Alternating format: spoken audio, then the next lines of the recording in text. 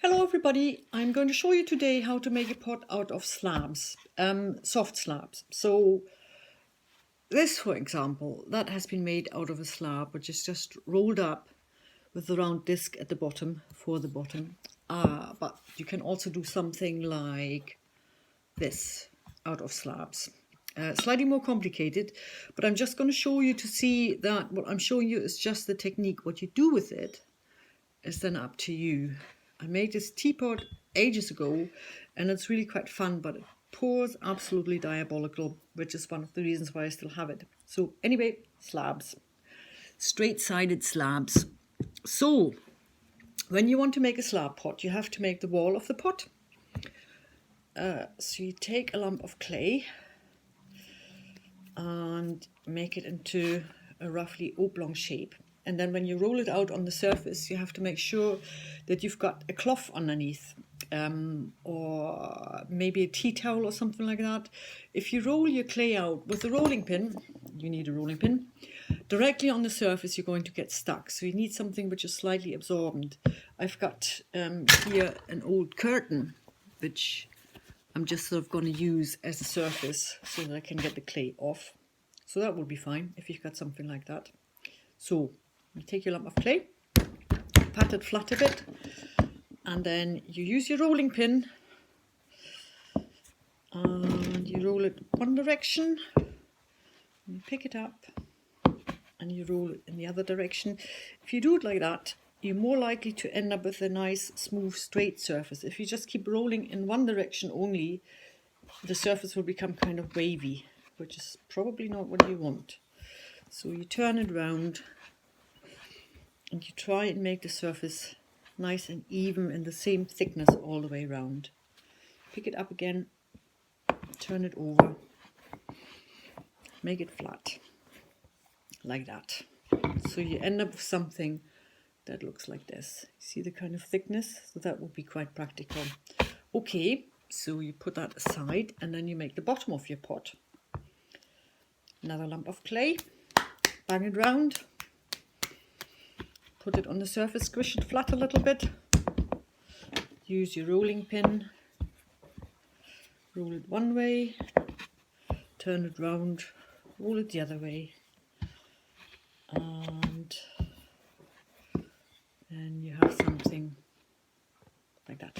So you need something round which you can copy so that you get a round pot, if that's what you want. I've got an old sort of pill boxy thing, plastic thing with the bottom cut out, and I can just use that like a cookie cutter. So I'm pressing this down and I end up with a round disc which I can take out. If you haven't got anything like that, then you could use the bottom of a plastic pot or a mug or anything round which has the size you want, and you just sort of cut round it with a knife. So you've got your little round disc, put it aside, go back to the strip of clay which you prepared before, and I'm going to cut this freehand because I've done this before, and also I'm not too fussed if the whole thing is going to be completely straight or not. If you see that differently, if you want a nice straight pot, then you need something which will give you a right angle. And for that you can use something like a postcard, because you can place the postcard on your clay like that, and then you can just copy the line and you just follow that. You just hold it down and you drag your knife along the side. Can you see that? Hold it down a bit so it doesn't slide around.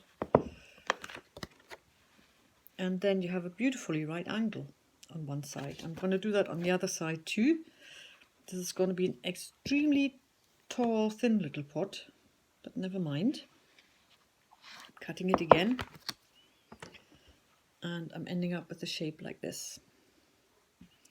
So that you can then roll and sort of place the edges carefully over each other, just roughly, just to sort of see how big or tall or thin your pot is going to be, and to see if the disc you made actually fits. So you have it like that, that goes on like this, so that'll be fine.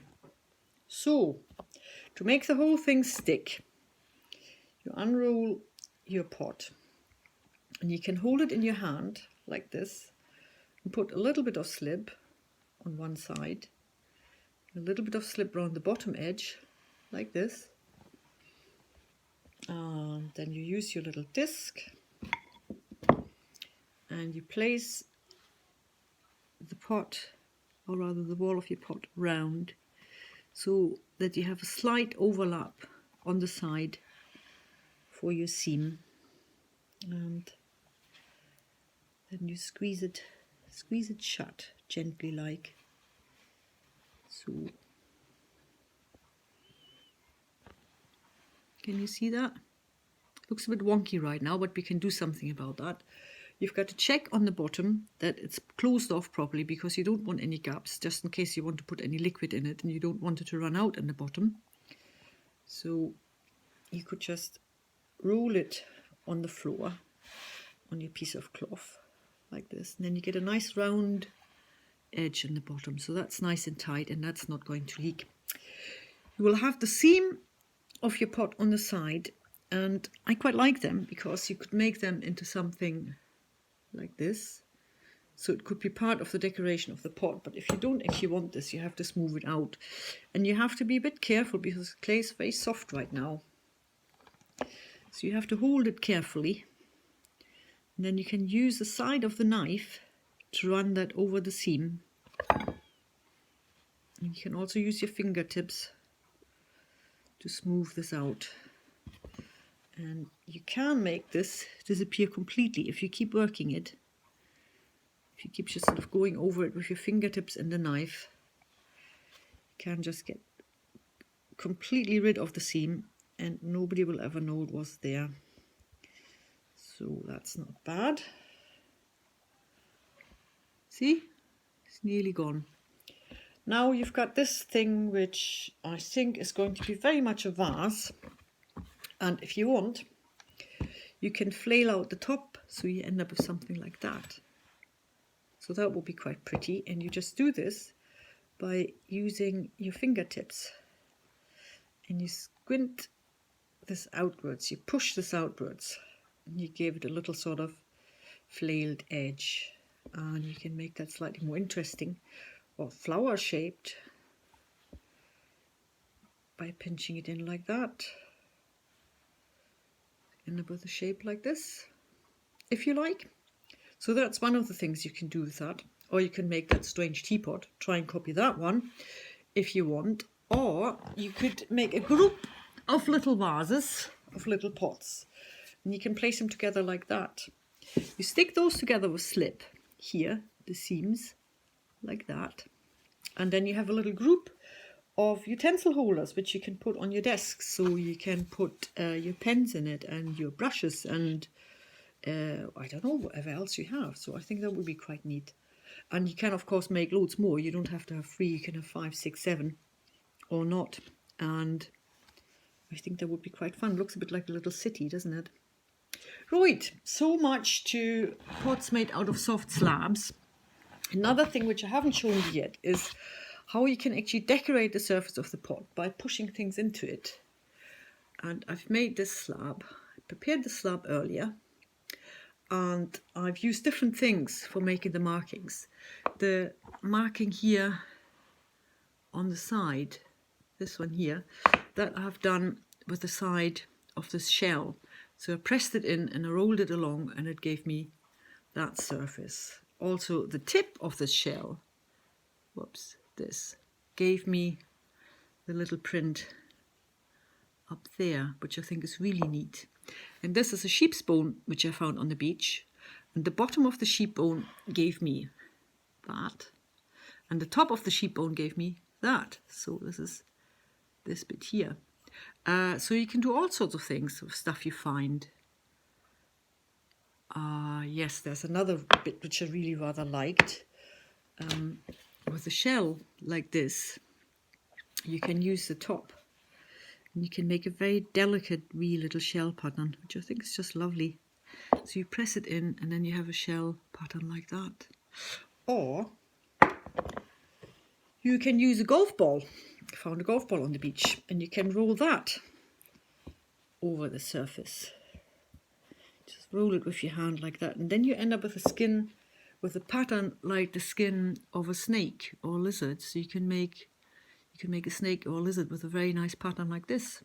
So you can use anything really to make a pattern on the surface of the clay if you like. Just go along the beach and see what you can find, and then give it a go. Just print it onto the clay and see if you like the pattern. Right, I think that's it for today. Tomorrow we're going to do something with soft slabs. No, not soft slabs, hard slabs. So if you want to do that, you have to prepare your slabs. So you roll out a few slabs, if you like, sort of that size, and you have to let them dry overnight, but you have to put them somewhere cool, because if you leave them in a warm kitchen or something like that, they're going to be far too dry tomorrow and we won't be able to do anything with it. They still have to be a bit sort of leathery, not as sort of wobbly like this, but they still have to have a little bit of give, otherwise we won't be able to stick them together. So you could make yourself prepare a few of these, and then tomorrow we can do some more edgy and square shapes, which you can't really do with soft clay like this. Okie dokie, I shall see you soon. Bye.